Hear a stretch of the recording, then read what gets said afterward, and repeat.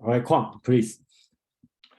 Hi, everyone. Thank you for coming this afternoon to my presentation on the philosophical, historical, and cultural interpretation of an old Chinese classical text called the Chunqiu. So let's start with the simplest things. Chunqiu are two Chinese characters who simply means spring and autumn. And spring and autumn is a way to say time in ancient China, or more specifically, a historical record of the principalities of the Warring State era and of the Spring and Autumn era, because that book of the Lu Principality, which was the principality in which Confucius was born in 551 BCE, gave the name to the era. So, why do I want to talk about that book first? The original document was a historical chronicle kept by the Lu state, covering year 722 BCE to 481 BCE. Okay, so it's spanning about 250 years. The original document per se is something quite drab and quite boring to read, because sometimes you only have one word for a year, for a given year. For example, locust, because that year there were plenty of locusts. Or you have short sentences of 10, 12, 47 Chinese characters at the most. So according to tradition, Confucius, because he was an official in the Lu Principality, had access to that state document. And he edited that document in the sense that he would choose careful wording to express a philosophical meaning, okay? And the expression in Chinese for that is Wei Yan Da Yi, meaning sublime words for great ideas. But it's not the true piece of literature on which I want to discuss today. What I truly want to discuss today are the three philosophical and political interpretations of that Lu Chronicle, having epistemological and political consequences. What do I mean by epistemological? Epistemological for me is the journey of the development of the mind. According to a traditional map of mind development, mind has 6 layers. And those layers can be simply labeled or categorized as 1, 2, 3, and 4, 5, 6. There is a parallel that we can make with the Platonic map and the Confucian map. I won't use English words first, and I don't want to complicate things, because if you want the Greek or the Chinese words afterwards, we can discuss it. Since we are speaking in the Chinese cultural group, I want to say that you can find that metaphor for the mind development in paragraph 2.6 of the Analects, and we can go back to that later on. So the 6 layers of mind, if I use simply English words for that, one is the sense of perceptions, or I would call it vitality. 2 is the intellect. Now, The intellect meaning the wording, the conceptual, and the imaging machines. And 3 is the psyche. What is a psyche? The psyche is the inchoate soul. And that is what would be called the animal kingdom. For Confucius, it corresponds to the symbolic ages of 15, 30, and 40, as I said in paragraph 2.6 of the Analects. The other part, which is more the timeless dimension of the divine kingdom, is 4, 5, 6. 4 is the soul, 5 is the inner cosmos, and 6 is the self. Why I'm speaking of that? Because the 3 philosophical interpretation of the Chunqiu would be related to that, and those 3 interpretations named Gu Liang, Gong Yang, and Zuo Zhuan. would offer very different images of Confucius. And the interpretation that I want to put forward this afternoon is the Gong Yang Zhuang. And since it's the main interpretation that I want to discuss at large, even if I will say some words about the other two, I will spell the how it's written in alphabet, the Gong Yang Zhuang. Gong is Gong, and for those who know a little bit of Chinese, the G in alphabet transliteration is pronounced like a K, like in kangaroo. So it's Gong Yang Zhuang, Zhuan, and Zhuang can be translated as transmission, tradition, interpretation. So when we speak of the Gong Yang Zhuang, understand the interpretation from Gong Yang. And according to tradition, that Gong Yang Zhuang has been given by one famous direct disciple of Confucius, and that direct disciple is Zi Xia. Zi Xia is his aristocratic name, okay, because Zi means master. So it denotes that Zi Xia belongs to the gentry or the aristocracy. His name is Pu Shang. Pu is his family name, Bu, and his given name is Shang, Shang. And as you notice, I always give the names in the Chinese order, meaning the family name first and the given name second. So that Zi Xia lived a very long life since he was born in 507 BCE and he died in 400 BCE, meaning he lived to 107 years old. Now, we have to understand that in the Gong Yang Zhuang is perceiving the Chunqiu not merely as a historical chronicle, but as the magnum opus of Confucius, okay, the major work of Confucius. And according to tradition, Confucius himself said that I wouldn't be remembered because of the Chunqiu. And that magnus opus by Confucius was offering his ideas regarding socio-political order, unlike the Zuo Chuan, which is the other one, Zuo, according to a guy named Zuo, his family name, a later favorite among many scholars for its vivid narrative of historical events. And we are speaking of the Zuo Chuan, about the vivid narrative of historical events.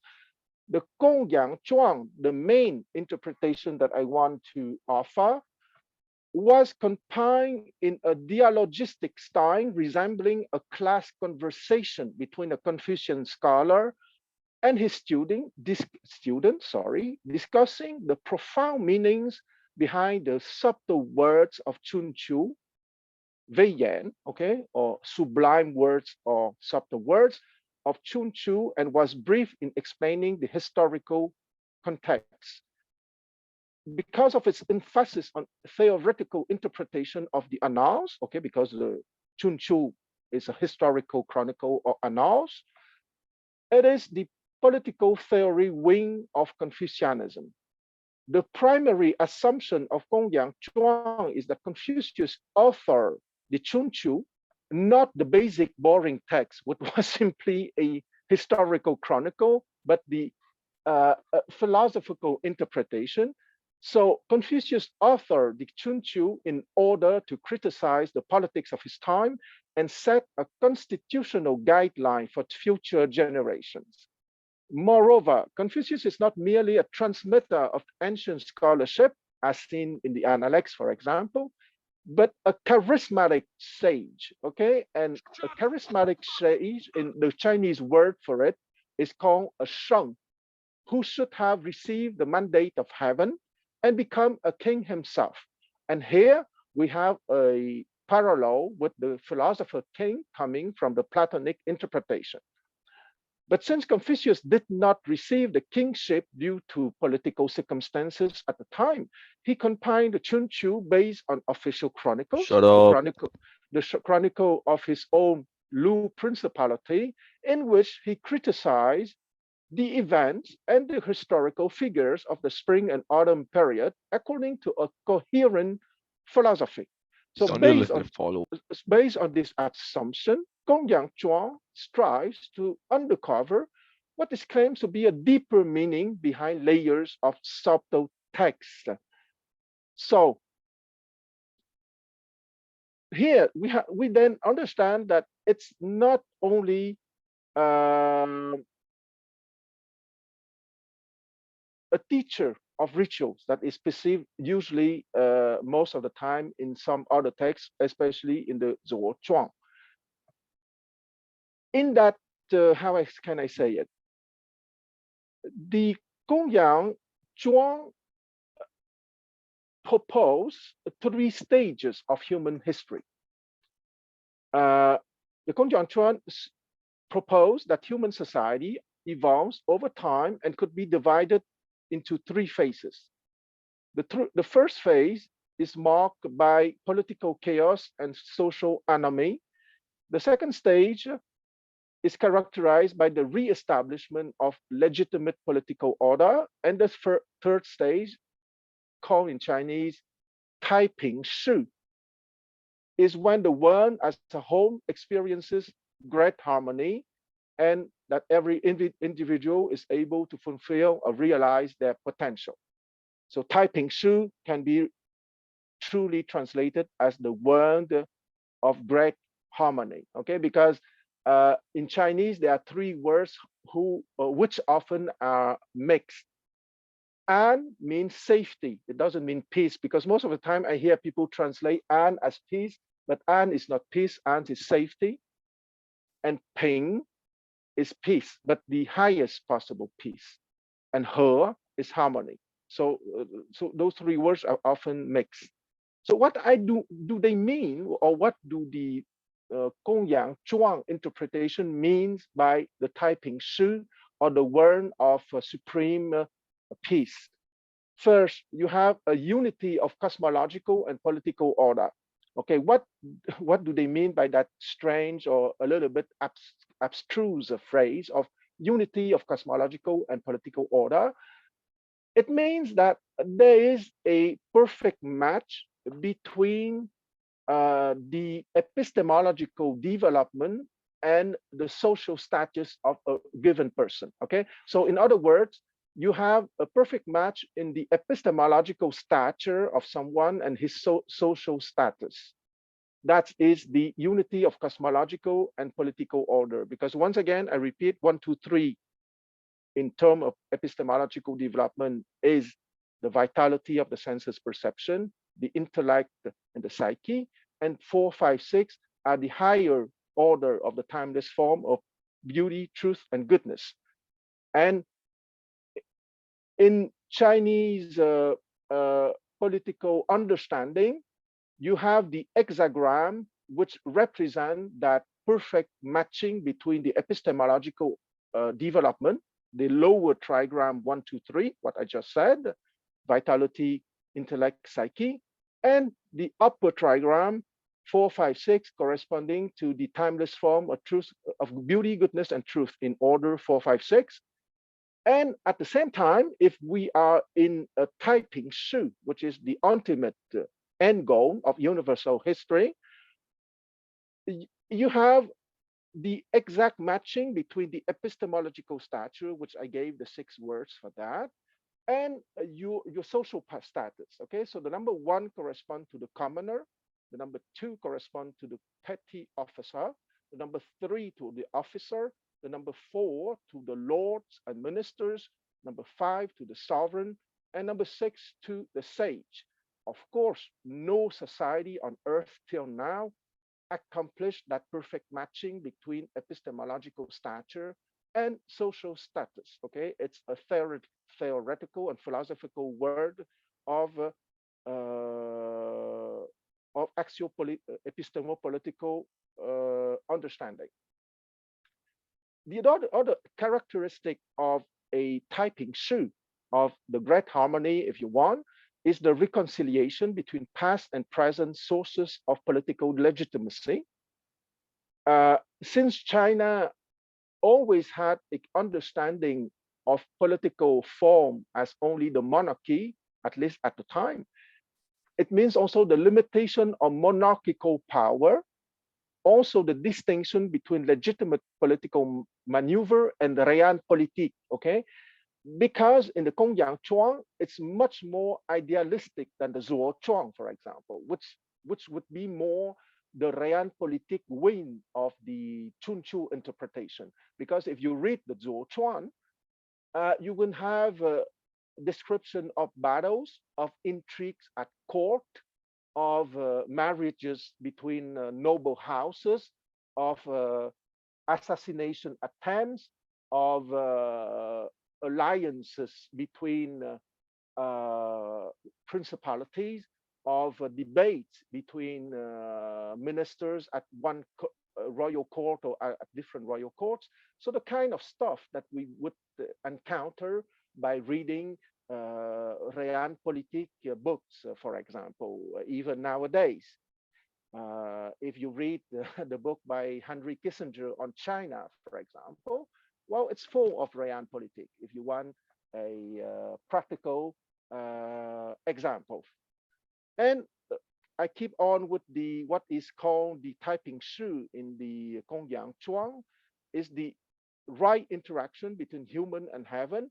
And here we have to understand that the right interaction between human and heaven is precisely the harmony of the hexagram. Okay, once again, I repeat that the hexagram is a psycho-cosmogram. So it can be understood on the one side as an epistemological diagram. Okay, once again, I think it's the third time I repeat that, but it's truly the core of my presentation. 1, 2, 3, the vitality, the intellect, the psyche, that is the animal mind. 4, 5, 6, the timeless forms of beauty, goodness, and truth, and that is the timeless mind or the divine mind. And the interaction between human and heaven, you have to understand that heaven is formed by the lines 4, 5, 6, and human in the sign in the meaning of animal, human animals, if you want, is 1, 2, 3. But the true human would be the human animal who was capable to receive the timeless form at 4, 5, 6 of beauty, goodness, and truth, because that is the core essential of a typing shu. Okay, because if you want to have a typing shu, it means that the people inhabiting that great harmony world have a true epistemological development, meaning they are truly humans and not only human animals. And the distinction in that book of the Kongyang Chuang, that philosophical and epistemological interpretation, there's also something that resembles more to realpolitik, meaning that they distinguish between Chinese and non-Chinese culture and what they call just retribution, but I would call that justice, because the level of the justice is at the timeless form of beauty. So it is absolutely normal that justice would be present in the typing shu or the word of great harmony. I propose, of course, I have other things to talk, but I propose that I have a short period of question and answer now after about 10-15 minutes of talking. Do you have any question? If not, I will keep on because I have other things to talk, of course. I see that Jason wants to say something. Yeah, I do have a question. When you talk about 1, 2, 3, 4, 5, 6, okay, so are you talking about the hexagram on the Yijing, or so you talk about, so you count from the bottom as 1, 2, 3, 4, 5, 6, and then no, my question is, my question is, you talk about that's a different kind of interpretation for what? For everything, or okay. And the second question is, I would like to know, because that's my first time heard about this. So I would like to know why you said it. Is it based on your understanding or based on any classic tradition? Yes, absolutely. It's based on the Yijing and the Wang Pi interpretation of the Yijing. Okay, so let's not forget that in the Yijing, you have the and very important annex, which is called the Yi in Chinese. Okay, I will wait, Jason. Jason. Oh yeah, I got it. So basically, you are talking about this different kind of interpretation is Wang Bi's interpretation. More than Wang Pi. Wang Pi as the successor to the 10 winds interpretation. Okay. Okay, so it's been described in 10 winds.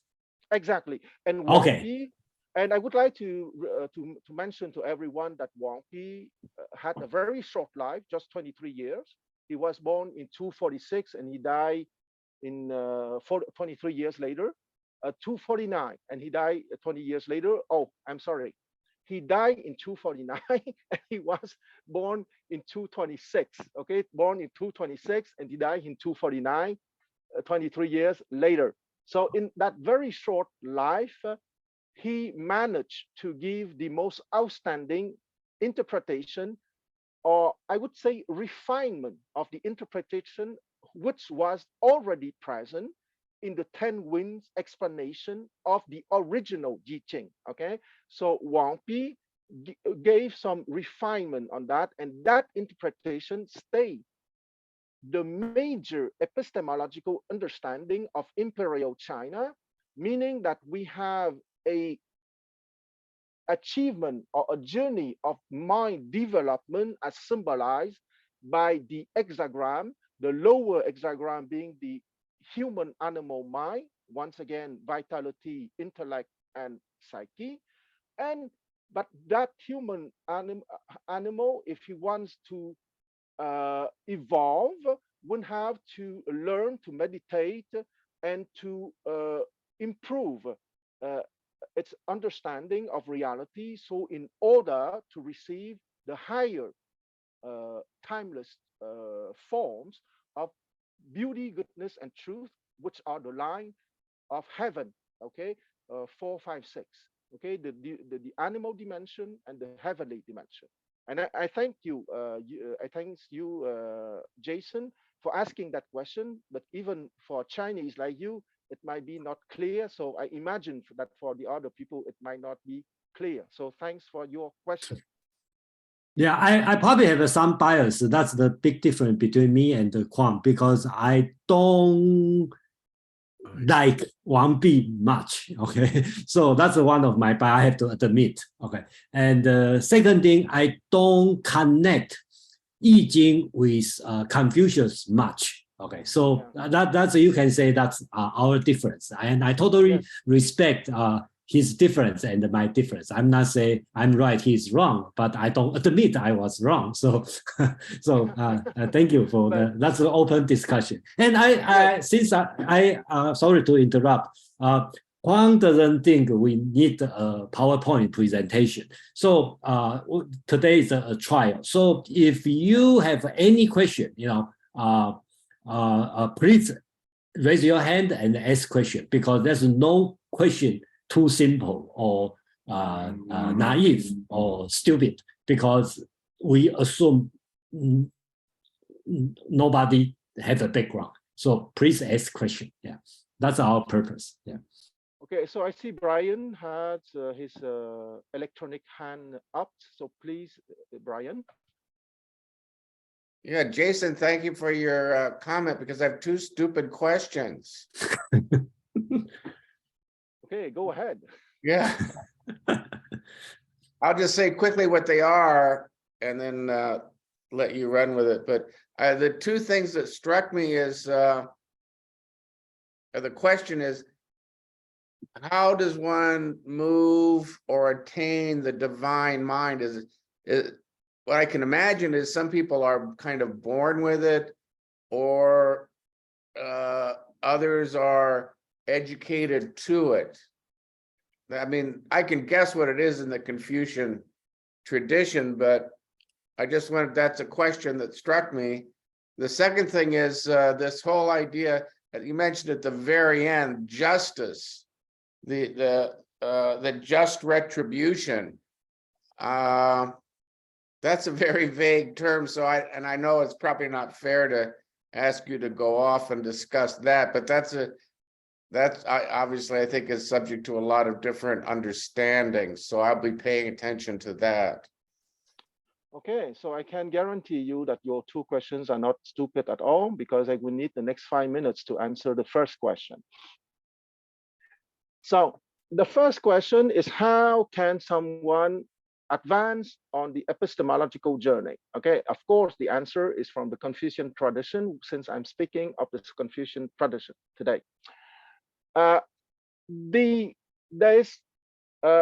want to remind first that in the Confucian tradition, you have two groups of classics, okay? The first group is called the Yijing, the 5 classics, and the second group is called the Sushu, or the 4 books of the Confucian tradition. My answer is the following, and please bear with me. It will be a quite long answer, but I don't know how to answer your question in a short manner. Imagine a square and a triangle above the square, okay, like a simple design of a house. Okay, let's start with the square. The square for me symbolizes the 4 books, okay, and it's also the foundation. Why? Because the 4 books are dealing with epistemology. The 4 books are, maybe some of you know what they are, but I won't remind you what they are. You have the Analects, the Lun Yu, you have the Mencius, you have the Ta Sui, the Great Learning, and you have the Chongyong, the doctrine of the mean. How do you reach to the divine kingdom? Is to have to be associated with good person. If you are from a Chinese tradition, to study the Chinese classic, and first and foremost, the foundation represented by the square, by the 4 books. And I want to have a certain development on the Ta Sui, the Great Learning, and the Chongyong. Let's start first with the Chongyong. The Chongyong said that the 4 tasks of the gentleman is first to cultivate himself, and once he cultivates himself, he will put order in his family, he will assist in the governance of the state, and he will bring peace to the world. That's the Chongyong. The Ta Sui, the Great Learning, will expand on the Chongyong from the following 3 guidelines. Okay, the first guidelines is to make your inner virtue bright. Those phrases can sound very strange and very abstract, but with time you will better understand them. So first guideline is to make your inner virtue bright. Second principles or guideline is to renew people, and once again it will need a certain explanation. And 3 is to abide in the highest good. Okay, let's not forget that those are principles. To renew people is that when you are interaction with people, if you are a gentleman, you should be capable to uplift their epistemological level by being a role model. Because to renew people is to make them not being victim of their past memories, that they can precisely be uplifted above that animal kingdom of vitality, intellect, and psyche, and to go to the timeless form of beauty, goodness, and truth. And to abide in the highest good is the main mission of the gentleman, of course. The number 1 principles is the most strange, okay, to make your inner virtue bright. And that is here that I would like to go to the 8 stages that we can find in the Ta Sui, the Great Learning. Okay, it's not for nothing, it's called the Great Learning. The Great Learning is not about calligraphy, it's not about arithmetic, it's not about geometry.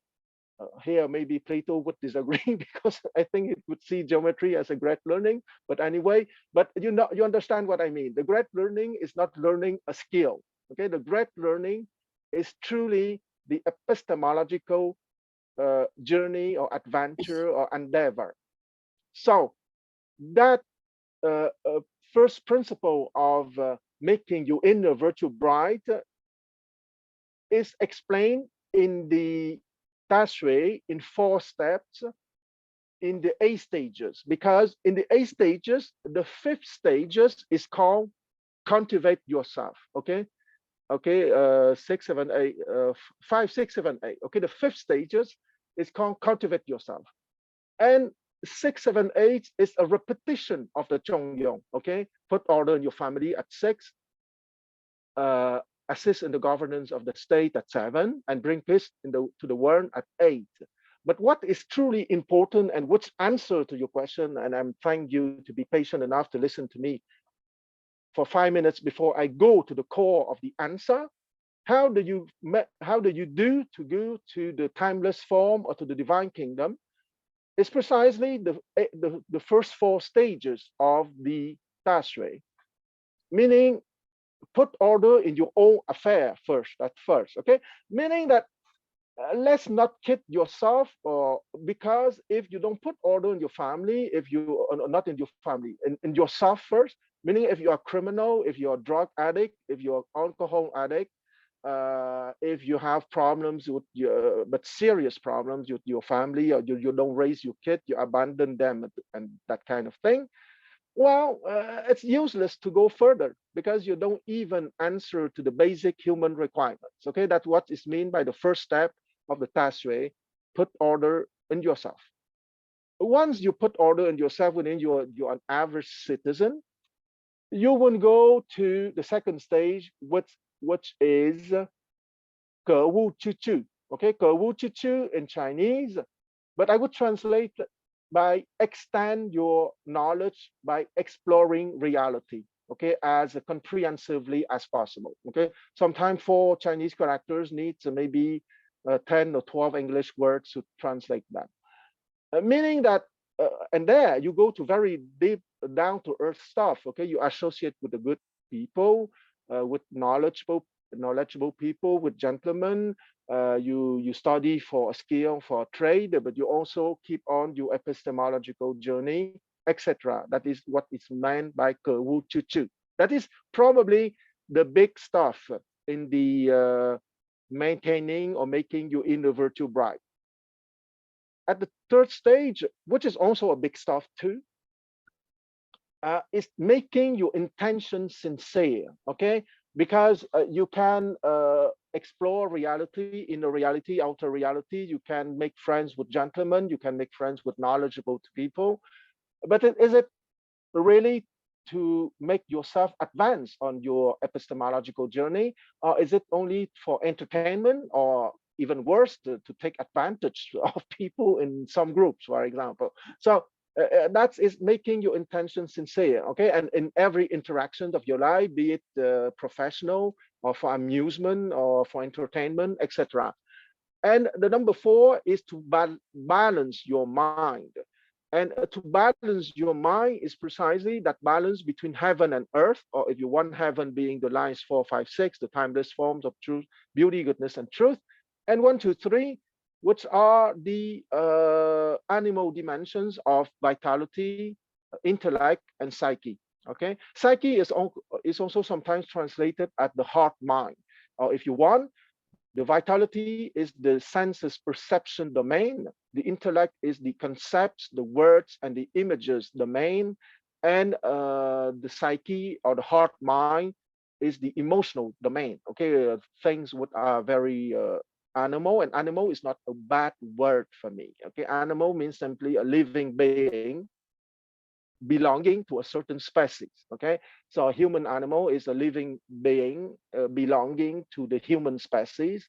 Of course, I'm a little bit biased since I'm belong to that human species.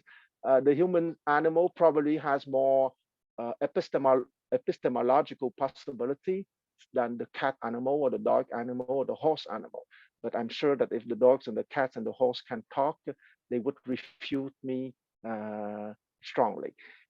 That being said, the notion of justice, and I am grateful to you that it would be a kind of sideline discussion, because it would be another discussion for me. Okay, but if you go through the stages of epistemological development as suggested by the first four stages of the Tashui, well, justice would be that you would be capable to treat as fairly as possible and as humanly as possible in the three big spheres of human interactions, which the Tashui invited you to do, meaning put order in your family, the first big sphere within which we evolve.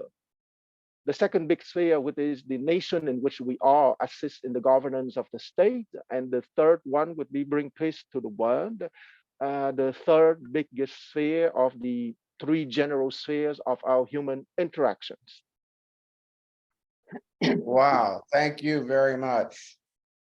I see Joe has a question. Yeah.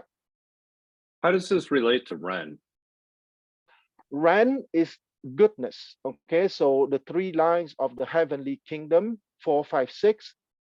4 is a timeless forms of beauty, but in Chinese we don't say beauty, we say Yi, justice, because beauty is of course physical beauty, is also the domain of the mathematical forms, but it's justice, it's courtesy, it's kindness, it's architecture, it's literature, it's belles-lettres, it's everything that has to do with beauty.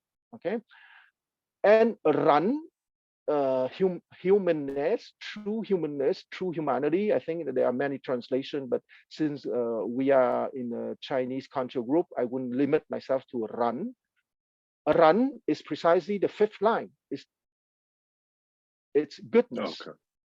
Okay, and the sixth line, Saf, is truth, and in Chinese is Dao. Okay, or Zheng, but Dao is my preferred translation for the sixth line. Well, my preferred Chinese character for the sixth line, which is the Chinese equivalent of truth. Thank you. So how about 1, 2, 3? So you talk about 4 is Ren and 5 is Yi. Forgive me. 5 is Ran and 4 is Yi. Okay, 4 is Yi, so you translate as a justice. I agree. And how about 1, 2, 3? One is vitality. Vitality. Vitality of Qi, if you want, but at a basic level, okay? Because as you know very well, Jason, Qi can have layers of interpretation. The basic Qi, materialized Qi, yeah. Exact. We agree absolutely. Energy, if you want, okay? Okay.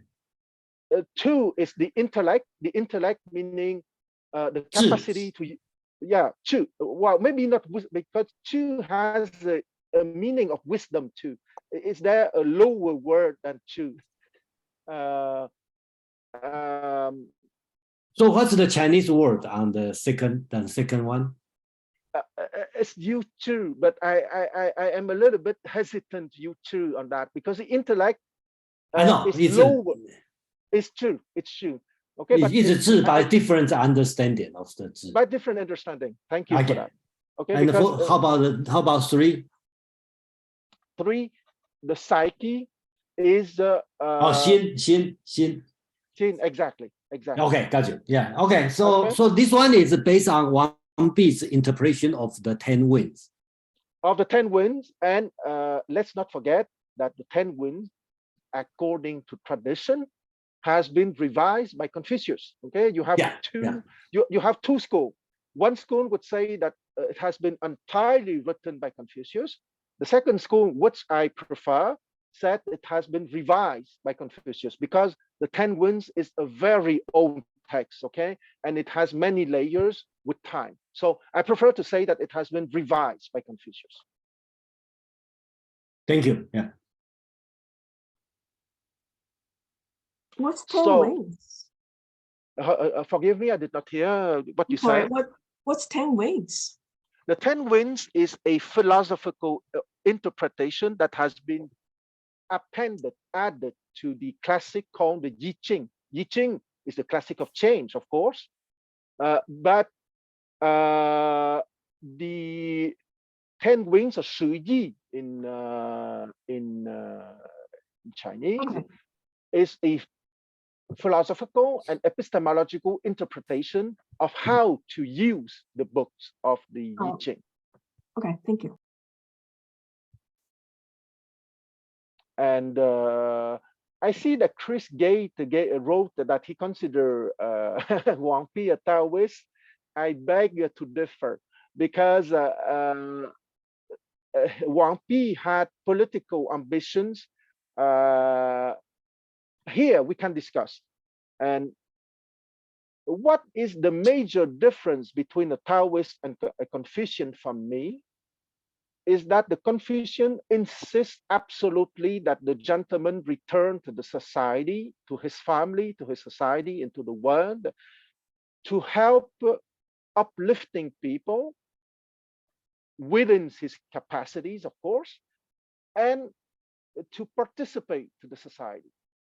I don't think that the difference between Taoists and Confucianists in the philosophical interpretation, because I consider them as two wings of the same scholarly tradition.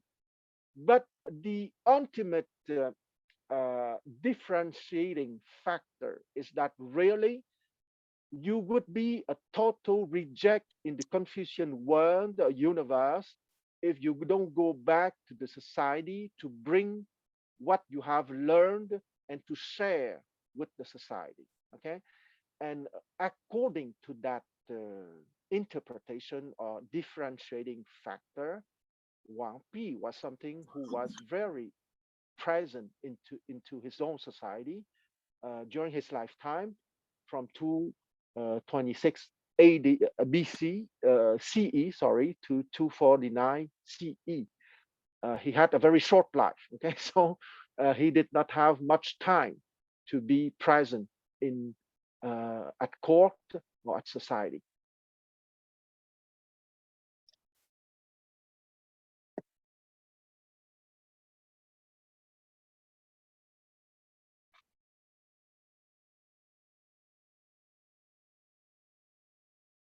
So no more questions?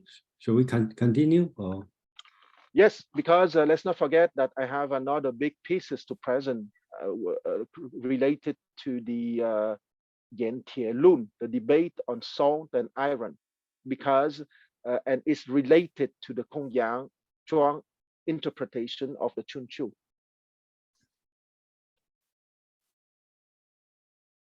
Okay, so no, I actually did have a question. You're going to talk also about Dongzhongshu and omenology and that angle of the spring and autumn. Yeah, I would just talk a little bit about Dongzhongshu, but you're absolutely right to mention him.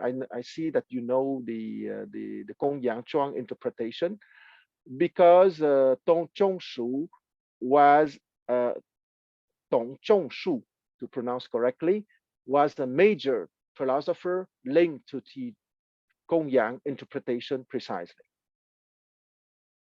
So, question: how do you? I don't see the relation between Yan Tie Lun, the how do you call it, the debate, the famous debate between the how do you call that, franchise? Okay, franchise government franchise. Okay, so how does this relate to Chunqiu? That's my question. Yeah. It relates to Chunqiu by the Kongyang interpretation, because you remember probably, well, I would use English words, okay, but in that debate happening in 81 BCE under the regency of Ho Guang, because Emperor Chao was a minor at the time, the two factions who were debating were called the modernists and the conservatives. Okay, and the modernists were people mostly from the Kongyang Zhuang interpretation. I want to say that the crowd called the modernists were a very mixed crowd. Okay, you have rich merchants like Hongyang Sang, for example, Sang Hongyang, I'm sorry, and you have a military man, but the intellectuals in that modernist faction were from the Gong Yang Zhuang interpretation.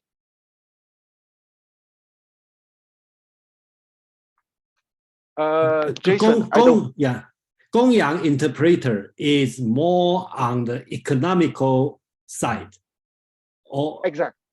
Yes. Well, the debate is between the concept of so-called, one is legalism belief, right? Talking about utilitarian. Another side is talking about the Confucianism side. Okay, so that's my understanding. So I'd like to see how you relate it to this one.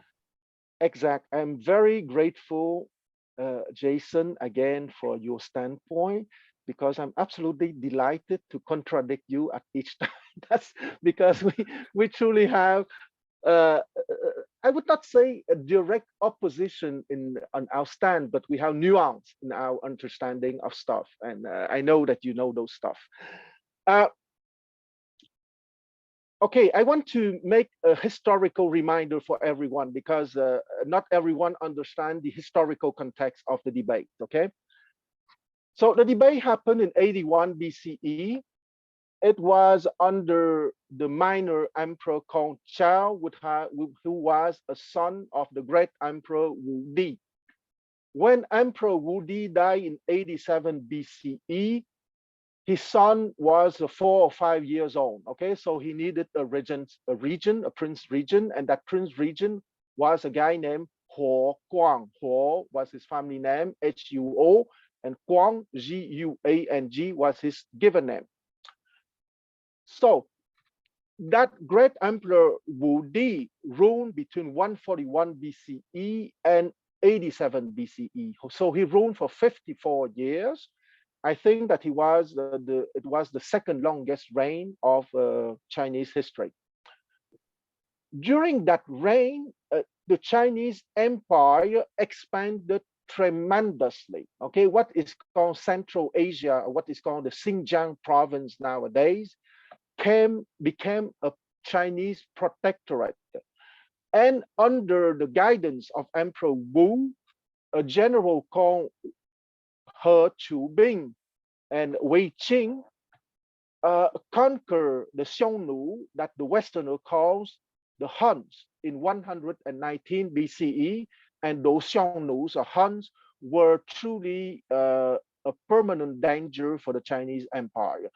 So to say things in a short way, the Chinese empire at the time expanded tremendously, but the peasant at the time suffered tremendously too, because the army and the provisions and the money needed for the expansion of the empire and to bring down the Huns, or the Xiongnu, of course, were extracted from the peasants. So in 81 BCE, the debate was precisely on everything that I just said, and I want to say it again. The discourse on stone and iron took place behind a tumultuous background. The previous ruler, Emperor Wu of Han, has undertaken a drastic change in policy compared to his predecessors, reversing their laissez-faire policy at home and policy of appeasement of the Xiongnu abroad. He nationalized coinage, salt, and iron in order to pay for his massive campaigns against the Xiongnu Confederacy, which posed a threat to the Chinese empire and a limitation to its expansion.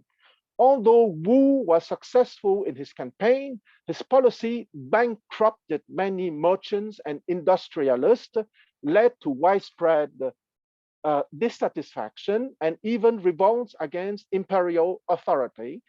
After his death, the regent Hoguang called a court conference to discuss whether to continue Wu's policies.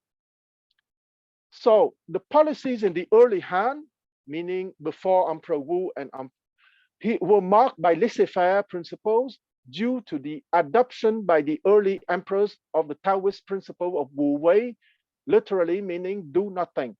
As part of their laissez-faire policy, agricultural taxes were reduced and agricultural output to 1/30th, and for a brief period abolished entirely.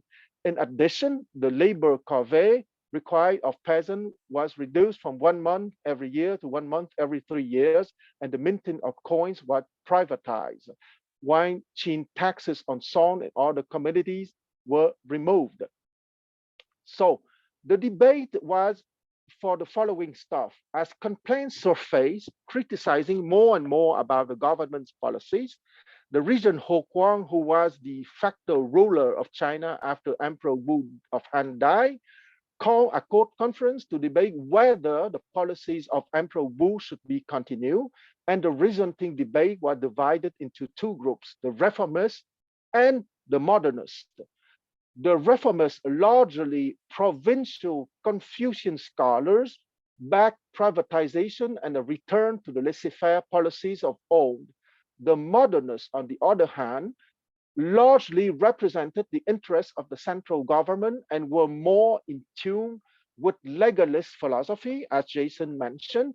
But you have to understand that even if they were more in tune with legalist philosophy, many of them were partisan of the Gongyuan interpretation for a broader understanding of Confucius, who was more than a teacher of rituals, but truly a philosopher king, having proposed a epistemo-political plan for the future, because he himself failed politically. Okay, let's not forget that I want to remind that he died in 479 BCE, and his last political chance has been utterly destroyed in 484 BCE when King Chao of Chu died that year, because King Chao of Chu offered him a possibility to bring some reform to the Chu kingdom.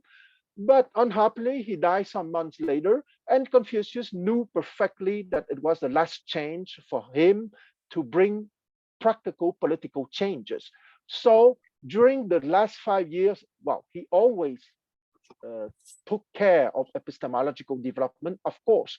But during those 5 years of life, he focused intensely on that epistemological dimension, because he knows that he failed politically, and what he called the Li Yue Chupang, meaning the country governed by ritual and music, meaning a civilized country, would have to be postponed for future generations.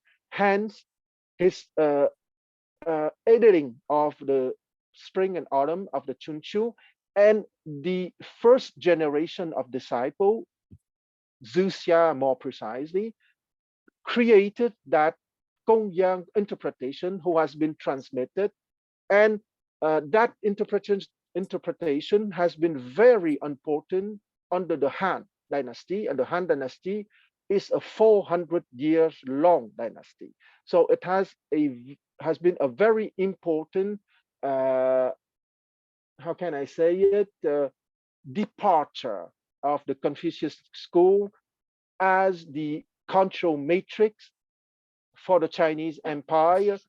Let's not forget that that control matrix of Confucianism, or Rujia, has been chosen by that famous Emperor Wu precisely in 136 BCE. Okay, so the fact that the Gongyang school interpretation has been the interpretation for the Han dynasty has been very important, because it was a broader understanding of reality and of the universe, and in a certain sense, it has motivated the emperors and the politicians of the time to be more going forward in the expansion of the Chinese Empire.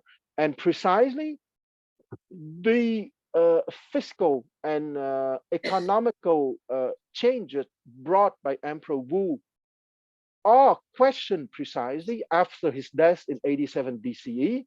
And that debate on salt and iron is much more a debate than on salt and iron. It's the debate on the perception and the broadness of the imperial ideology and of the epistemological endeavor for the next centuries of the Chinese Empire, even under different dynasties. And now I would like to take the next 5 minutes to summarize, okay, the two positions. I won't start with the reformist position, which is the position that's my own bias, okay? But I think that the what so-called reformist position is a narrower position, is a smaller position, okay? So I would read what I think that it would be interesting for you to know. So the reformist view was based on the Confucian ideal, which sought to bring about the betterment of man by conformity to fundamental moral principles. To achieve this, they wished to reduce controls, demands for service, and taxation to a minimum. The reformist criticism of the monopolies largely center on the idea that the state should not compete with the people for profit, as it would tend to oppress the citizenry while doing so. Mercantile venture were not proper activities for the state. They pointed out that the monopolies had placed an immense burden on the citizenry. In addition, the reformers complained that the state monopolies oppressed the people by producing low quality and impractical iron tools that were useless and made only to meet quotas, yet with which the peasant had to pay for regardless of their quality. The reformers believe former private smelting by small-scale family enterprises made better implements because of pride of workmanship and because they were closer to the users, in contrast to the state monopoly. In addition, the reformers complained that the state monopolies could not coordinate the production in accordance to the needs of all the provinces of the empire, with some areas overproducing and actually forcing the peasant to buy the surplus. The reformers also criticized the aggressive foreign policy of Emperor Wu, which they believe has weakened instead of strengthening China, and whose costs did not justify the benefits involved. And now I would like to read the position of the modernist position. And once again, it is a very mixed crowd, but in the intellectual who are in that crowd were partisan of the Kongyang interpretation of the Chunchu. The modernists were headed by Sang Hongyang, and precisely Sang Hongyang was not an intellectual. He was a rich merchant who has been named by Emperor Wu to lead the taxation reforms and the commercial reforms in order to get more money for the campaign against the Huns and for the expansion of the empire. So I start again.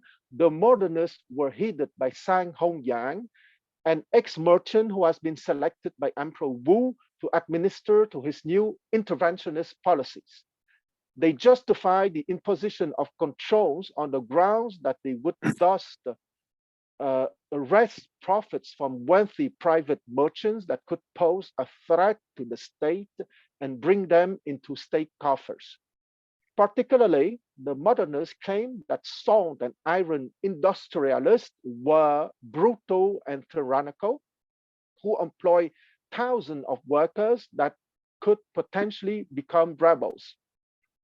The modernists took the view that with its iron monopoly, the state could effectively distribute tools of good quality for the use of the peasant, as well as stabilizing the price of many essential goods.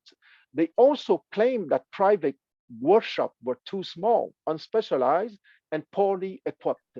Modernists claimed the government workshop offered better working conditions and access to more materials than private workshops. In addition, the modernist claims that the expansionist campaigns were necessary to defend China from barbarian incursions, and that by nationalizing the salt and iron industry, the state could obtain the funds needed to defend the empire without imposing additional burdens on the peasantry. Okay, so if you follow the two positions, the reformists are what I would call small conservative Confucians from the provinces. That's my interpretation. And of course, I'm biased. And the modernist position would be the Confucian scholar with the Kongyang interpretation, meaning a more universal interpretation, seen Confucius as a philosopher king and not only a teacher of rituals, and buttressing the fact that a powerful state is in harmony with the advancing epistemological development of its own citizen and not staying in a shrink state, if you want. But that's my own expansionist view, if I may say so. So the legacy, the modernists survived this debate, so they won the debate. So the Kongyang Zhuang won the debate in 81 BCE, survived this debate with most of their policies intact and only the monopoly on liquor abolished, although Sang Hongyang was executed later in 80 BCE, so the year after the debate, for treason. Reformers gradually gained more power through the rest of the former Han due to the growing instability of the modernist policies. Because of course, if you have an expansionist mentality, you risk overstretching of the resources of the empire, of course. So they briefly succeeded in getting the central government monopolies on salt and iron abolished from 44 to 41 BCE, though this was unsuccessful, and the monopolies resumed till the end of Wang Mang.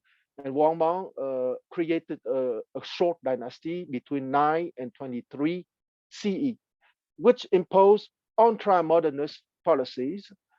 After his overthrow, the government of later Han resumed earlier laissez-faire policies and relinquished control of this industry to private businessmen. So why I wanted to talk about that salt and iron debate is because I wanted to say that philosophical standpoint, when adopted by rulers, can have very practical consequences on everyday life. And it's not only an abstract discussion between intellectual, okay? So Emperor Wu, who was a very, how can I say it, important sovereign for the Chinese history, found that specific school of Kongyang Zhuang interpretation absolutely fit for his own expansionist goals and his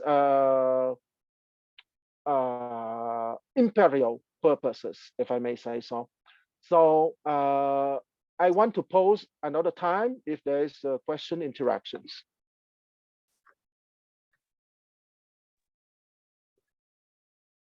So let me start. Okay, I try to make sure because I'm not that familiar with the salt and iron debate.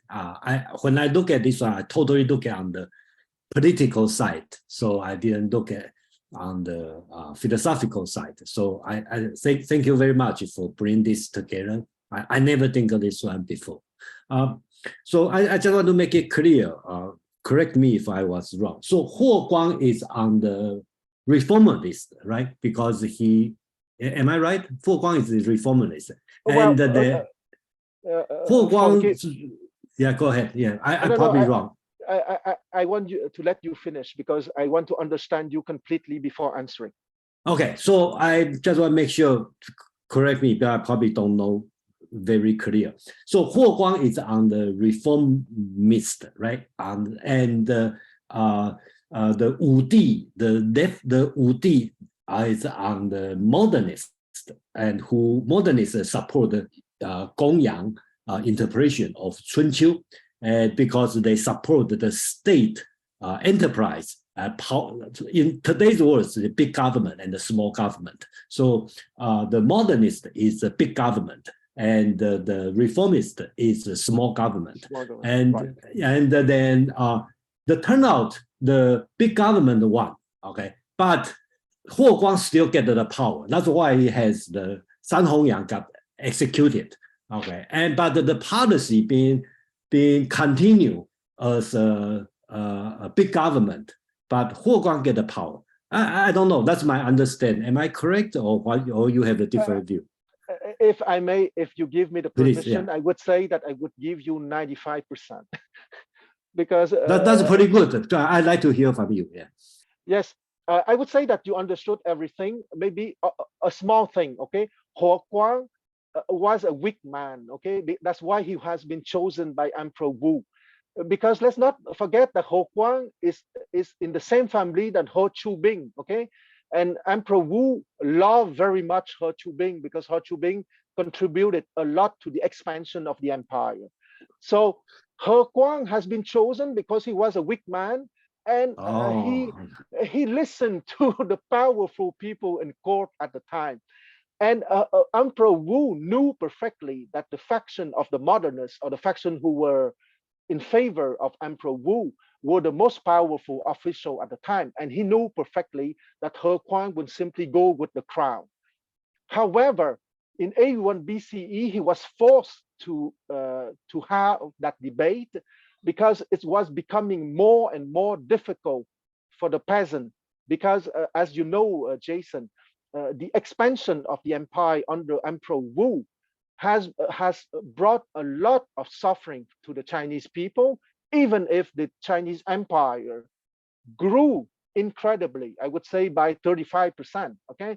But of course, it has a price, and the debate of 81 BCE was to try to see to what extent they can bring some nuance or some small reforms into those imperial policies in order to reduce a little bit the suffering of the peasant of the Chinese people at the time.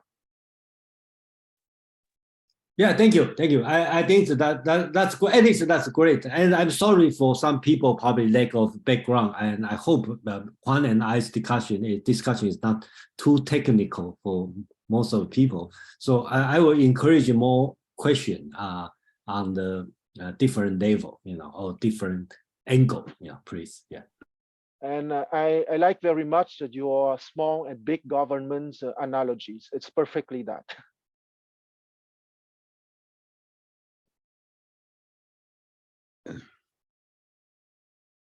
Yes, Brian? I think Joe has a question. Okay, Yeah, Joe has so a question. I'm trying to figure out, like, how does this actually, does this impact modern day China at all? Well, oh la la, that's a very big question. If you're ready to listen some of my divagations, I'm willing to give you a small answer if you want. Remember, that's 2,000 years ago, so I don't know. Yeah. Yeah, but it seems very, I don't know. It seems there's an expansionist policy, and I mean, that just seems, I don't know, interesting. I would say, okay, and that's my personal hypothesis.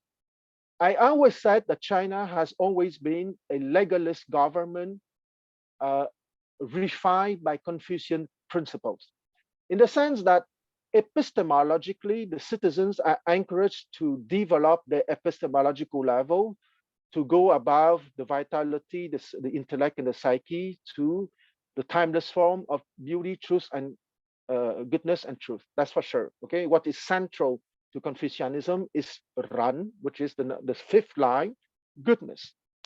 However, let's not be too naive. China has always been a state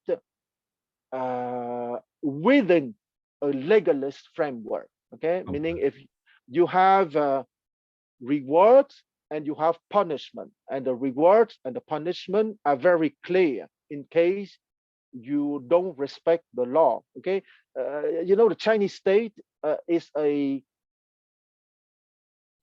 serious one. Okay, I would say that in all the history of China, even if they use different labels, the Chinese state has always been a big state in that sense. Even if intellectually and philosophically, the Gongyang Chuang interpretation fall from favor after the 400 years long Han Dynasty, and would come back only at the Ming Dynasty, meaning between 1368 to 1644.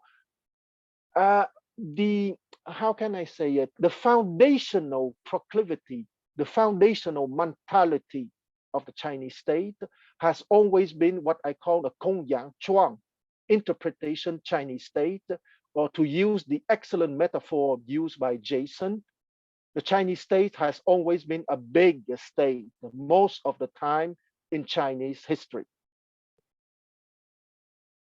Thank you.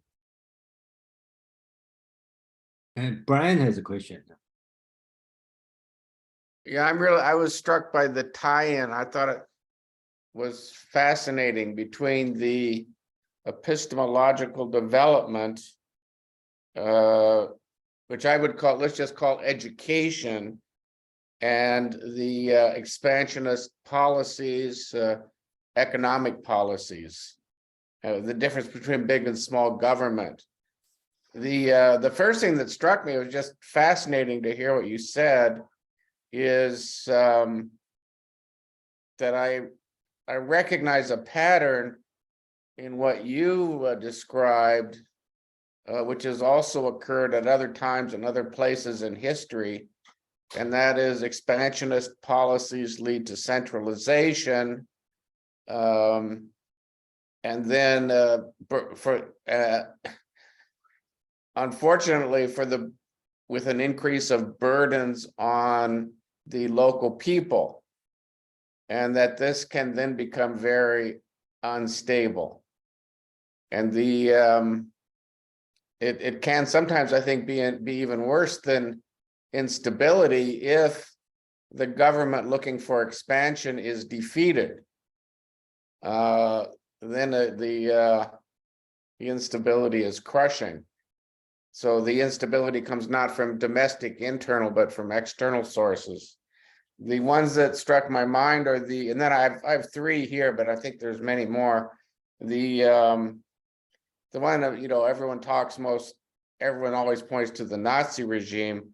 That was one that was clearly expansionist and did impose burdens on the local people, and then they were defeated, and that was a crushing burden on the German people and anybody living in Germany or under the Nazi control. The other one that I've run across recently in my studies is the early Iron Age kingdom of Judah in the Middle East. And that obviously receives a lot of attention because that's part of the biblical history. But there, between the fall of what they call the Northern Kingdom to the Assyrians, and then the conquest of the kingdom of Judah by Babylon, there was an expansionist policy, let's put it this way, there were expansionist kings pursuing an expansionist policy in the kingdom of Judah. More precisely, they wanted to expand into the northern kingdom that had been taken over by Assyria. And to do that, they really pushed for centralization. And that also did not work out, but led to a lot of oppression and burdens on the people of Judah.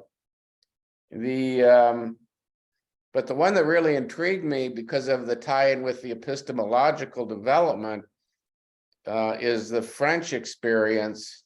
I think it presents itself a little differently, in that there was an expansionist policy under Louis XIV, and there had already been significant centralization before that, but then he continued the centralization, imposed greater burdens on the people for the purpose of his expansionist policies.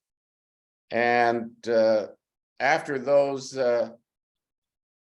after his victories had faded away, the French government was left with heavy debts, which Louis XV and Louis XVI had to deal with.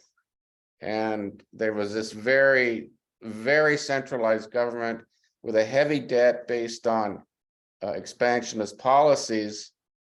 But they also, and this was the interesting thing, as I understand it, they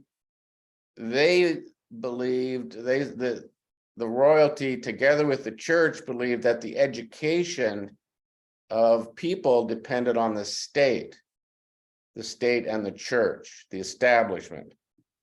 And then the Enlightenment philosophers came along and said, no, reaching the, if you will, achieving the divine mind, being educated, is muddled by the intervention of the state, the government, and the church. And it's the natural impulses of individuals which can lead to the divine mind, contemplation, and of the, if you will, the animal characteristics that you referred to.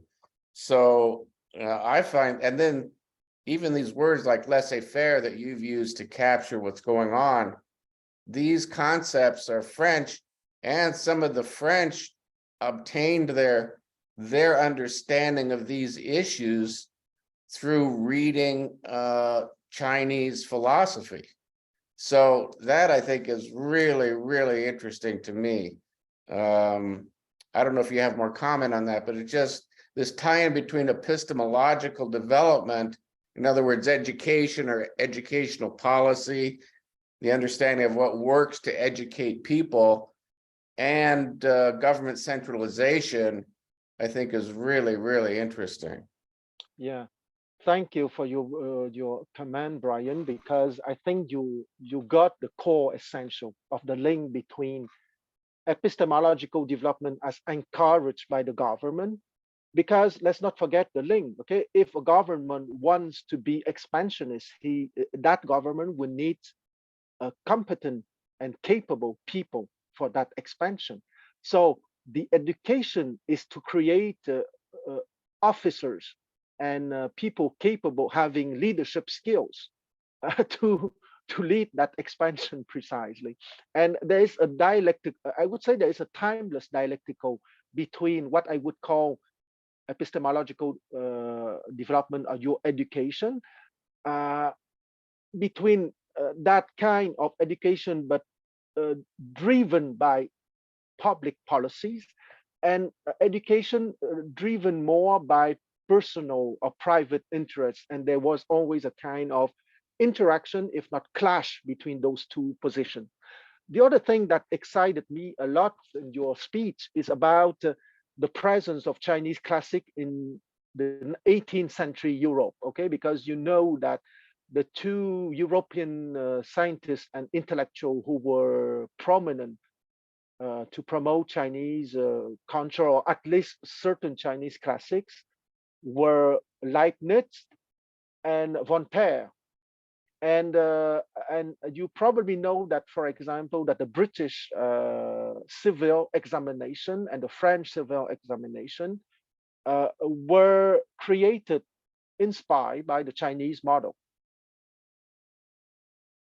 No, I did not know that. That's and thank you for that tie-in. I'd heard that the Europeans had been inspired by the Chinese, but I wasn't aware of the tie-ins. Thank you for that. And Voltaire has been a major influencer for that kind of meritocratic exams, which kept on, of course, with Napoleon I, Napoleon Bonaparte, who essentially created the modern framework of the French state.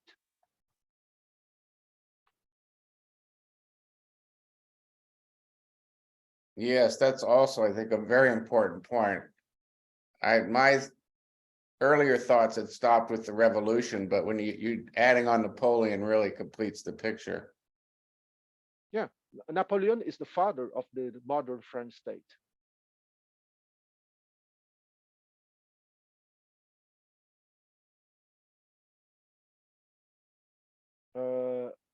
If you have finished, Brian, I would go to Jason. Yes.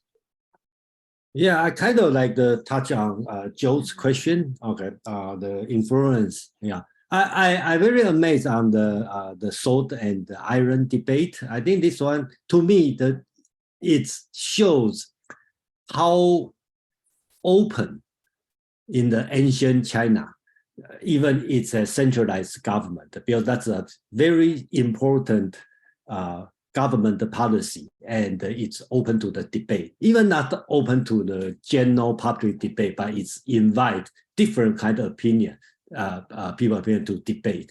And back to Joe's question, how does that influence China today? I think it's no influence. That's my answer, because today's China probably go backward. There's less debate if you compare to during 2,000 years ago. They're probably more open than today. So that's my opinion if I have to answer this question. And I think the changing point is Mongolian invasion.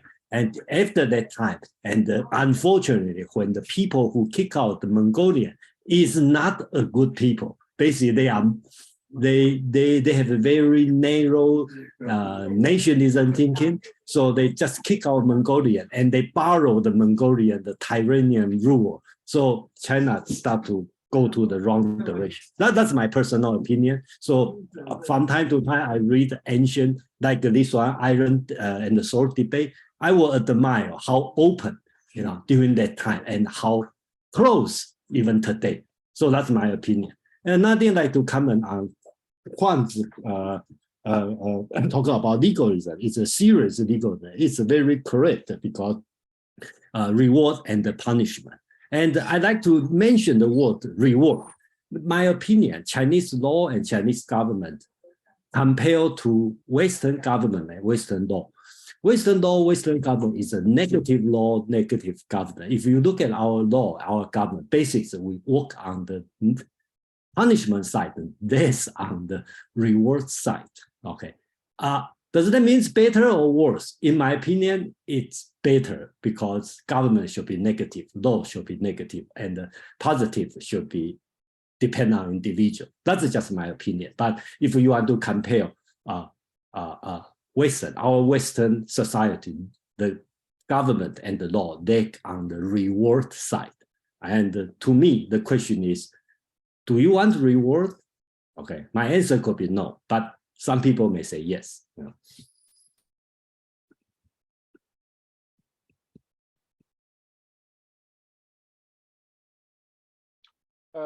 I have maybe about 10 minutes of speech, but I want to ask if there are other questions before I finish with that last 10 minutes of speech.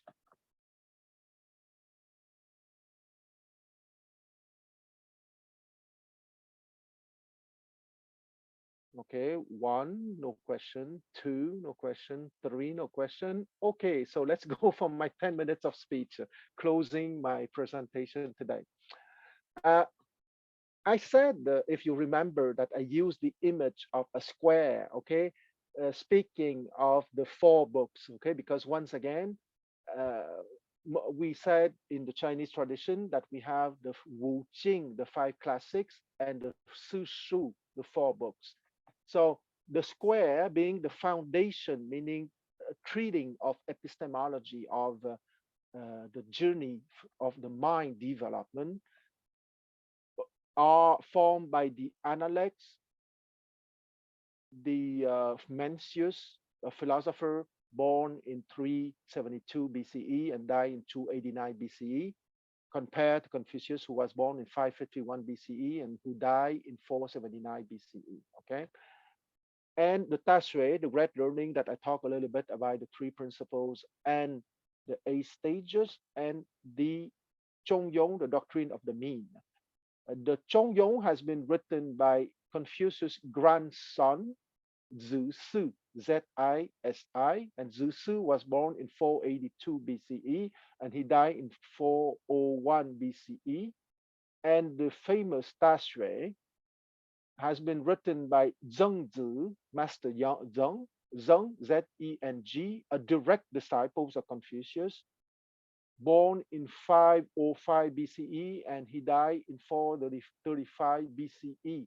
When I said that the Gongyang Zhuang interpretation of the Chunchu has been created by Zhu Xia, born in 507 BCE and died in 400 BCE, Zhu Xia and Zhengzi were among the youngest disciples of Confucius, okay? Because let's not forget that Confucius died in 479 BCE, and Zhu Xia was born in 507. So when Confucius died, he was a young man of 28. And Zhengzi, being born in 505, when Confucius died in 495 BCE, he was a young man of 26.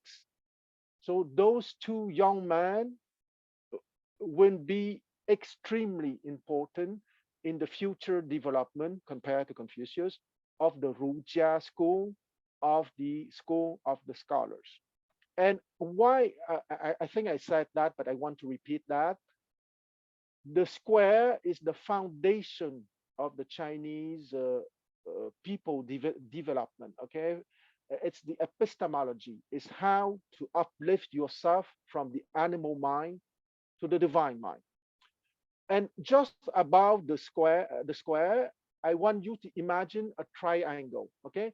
And in that triangle, I want to speak about the Yijing, the 5 classic, and the two groups, the Yijing, the 5 classic, and the FUZHI'S, the 4 books, are intimately related, because at the center of the triangle, I put the Yijing, okay, with the 6 lines of the hexagram, symbolizing the epistemological development. And once again, I repeat, in a fair society, the epistemological stature should ideally match perfectly with the social status, which is not what we have for now. Of course, I'm speaking of an ideal situation. And on the 3 corners of the triangles, I would put on the left the rituals, and on the right the book of poetry, okay? Because let's not forget that the rituals, you have 3 books, even if they are counted as 1 book, okay? In the rituals, you have the Zhou Li, the ritual from the Zhou dynasty, the Li Yi, the ceremonies, and the Li Ji, which is the records on rituals. And on the right side of the triangle, I would represent the book on poetry. And on the top corner of the triangle, I would put the 2 historical and philosophical books, the Shangshu, or the Shuqing, the book of documents, and above it, the Chunchu, okay, the spring and autumn, with the 3 interpretation of Ku Liang, Zuo Chuan, and Gong Yang Chuang. And I just talk a little bit about Ku Liang and Zuo Chuan. And my main subject today was the Gong Yang Chuang interpretation. So why I want to suggest you that image, just to say to you that the epistemological dimension is very, very, very intimately related to the triangle, which is the cultural legacy of the Zhou dynasty. And that cultural legacy of the Zhou dynasty, having ruled really ruled between 1046 BCE and 770 BCE, and between 770 BCE to 256 BCE, they were still there, but they were not truly king, because their former kingdoms has been divided into numerous principalities.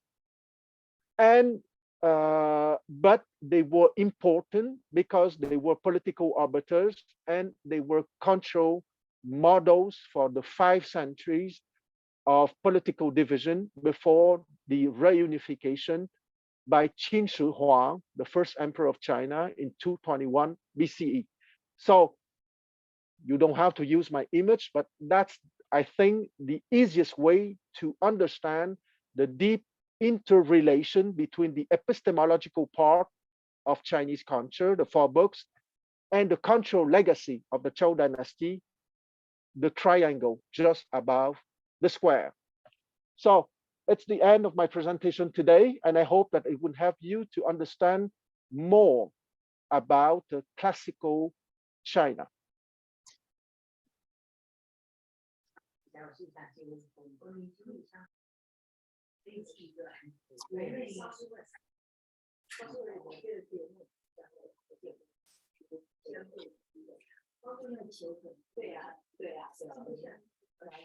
I think there's someone any talking question? in the back. Oh, yeah, any questions on this one? Probably I should stop the recording, and then let me stop.